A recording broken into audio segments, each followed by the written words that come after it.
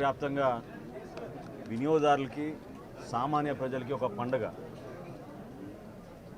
ముఖ్యమంత్రి గారి ఆదేశాలతో రాష్ట్ర వ్యాప్తంగా సామాన్యులకి అందుబాటులో ఉంచడానికి కోసం మా ప్రభుత్వం తీసుకున్న అనేక సంక్షేమ పథకాలతో పాటు వినియోగదారులకి నిత్యావసర సరుకులు సరైన ధరకు అందించాలనే ఒక ప్రయత్నం ఒక 10 రోజుల నుంచి మా డిపార్ట్మెంట్ అంతా కూడా కృషి చేశారు.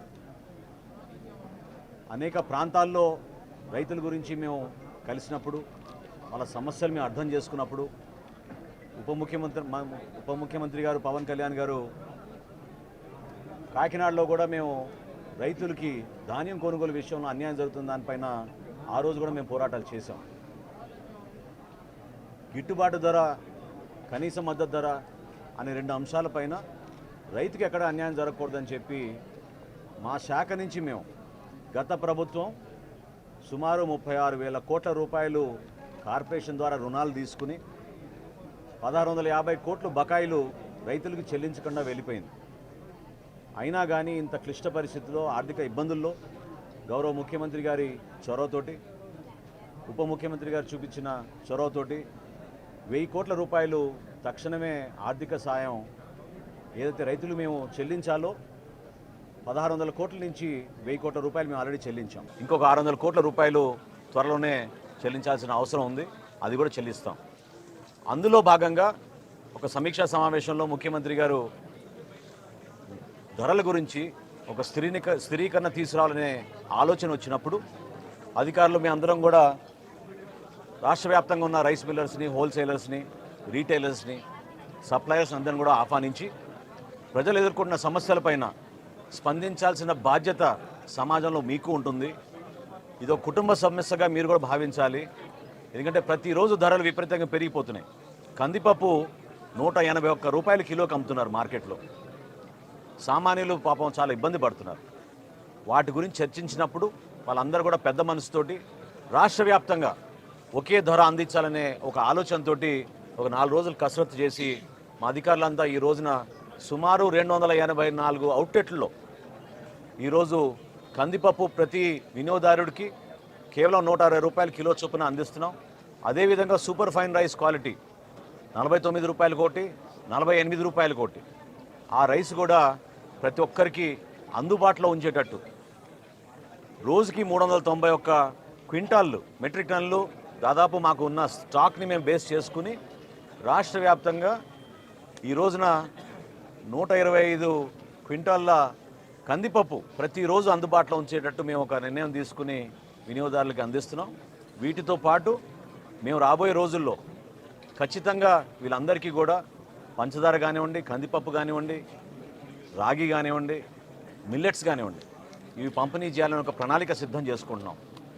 మనస్ఫూర్తిగా ఈ పండగ వాతావరణంలో ప్రతి ఒక్కరు పాల్గొనాలని గౌరవ శాసనసభ్యులు ఈరోజు ఏ విధంగా ప్రసాద్ గారు వచ్చి ఈ కార్యక్రమంలో పాల్గొన్నారు, జిల్లా యంత్రాంగం అంతా కలిసి వచ్చిందో, కలెక్టర్ గారికి వాళ్ళ సిబ్బంది అందరినీ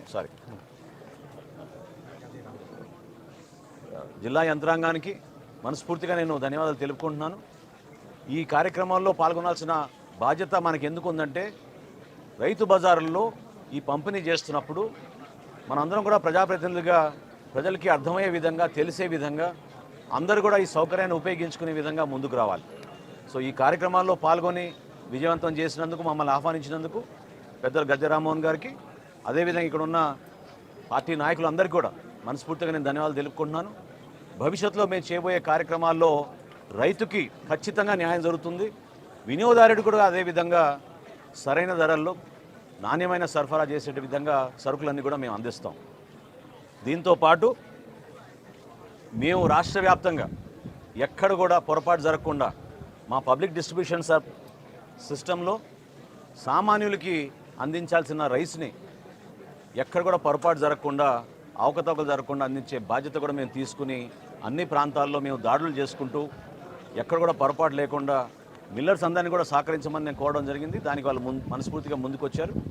సో ఆ విషయం కూడా మీ అందరితో కూడా ప్రస్తావిస్తూ మేము గతంలో చేపట్టిన కార్యక్రమాలన్నింటినీ కూడా కేవలం ప్రజల కోసం మా ప్రభుత్వం గౌరవ చంద్రబాబు నాయుడు గారి నాయకత్వంలో ఖచ్చితంగా సంక్షేమం ప్రభుత్వంగా పేదలకి అందుబాటులో ఉండేటట్టు ఒక పండుగ వాతావరణం తీసుకొచ్చే విధంగా మేము ముందుకెళ్తున్నాం.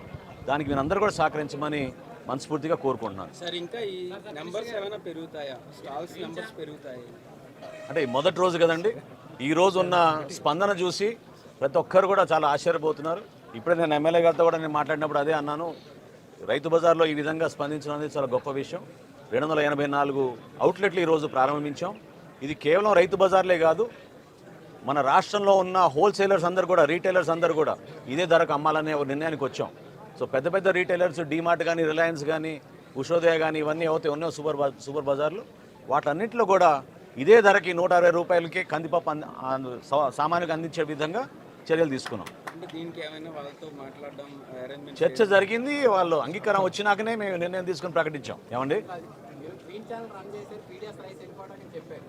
అందులో అధికారుల పాత్ర కూడా ఉండదు. వారు ఎవరైనా ఐడెంటిఫై చేశారు, వాళ్ళు అట్లాంటి చర్యలు ఒక్క కాకినాడలోనే ఈ రోజు వరకు మేము 43,249 మెట్రిక్ టన్నులు బియ్యాన్ని మేము సీజ్ చేశాం. దానిపైన సమగ్రమైన ఎంక్వైరీ జరుగుతోంది. స్థానికంగా ఉన్న కలెక్టర్ గారు, జాయింట్ కలెక్టర్ గారు, మా డిఎస్ఓ, డిఎం అందరూ కూడా ప్రతిరోజు దాడులు నిర్వహిస్తూనే ఉన్నారు. 43,000 మెట్రిక్ టన్నులు ఒక కాకినాడలోనే దొరికిందంటే ఏ విధంగా రాష్ట్ర వ్యాప్తంగా వీళ్ళు గ్రీన్ ఛానల్ మెయింటైన్ చేసుకుని ముందుకెళ్లారో మీ అందరికీ తెలుసు. ఇందులో ఆశ్చర్యకరమైన విషయం ఏంటంటే కొంతమంది ఐపీఎస్ అధికారులు, నాకున్న సమాచారం ఒక 5 ఐపీఎస్ అధికారులు కూడా దీంట్లో ఇన్వాల్వ్ అయ్యారు. సో ఖచ్చితంగా దీనిపైన సమగ్రమైన విచారణ జరిపిస్తాం. ఎవరైనా సరే దీనిపైన బాధ్యత తీసుకోవాల్సిన అవసరం ఉంటుంది కాబట్టి నిజాయితీగా పనిచేసి పేదల కోసం అందించాల్సిన ధాన్యాన్ని, బియ్యాన్ని ఏ విధంగా వీళ్ళు కొల్లగొట్టారో దానిపైన ఖచ్చితంగా మేము యాక్షన్ తీసుకుంటాం.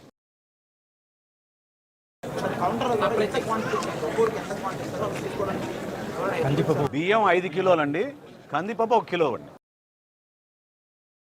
ఇతర జిల్లాలో కూడా ఏమైనా సపరేట్ చెక్స్ ఉంటాయి సార్? పీడిఎస్ జరుగుతూనే ఉన్నాయి. ప్రతి జిల్లాలో కూడా జరుగుతున్నాయి. విజిలెన్స్ అధికారులు అప్రమత్తంగా ఉన్నారు, రెవెన్యూ శాఖ అప్రమత్తంగా ఉన్నారు.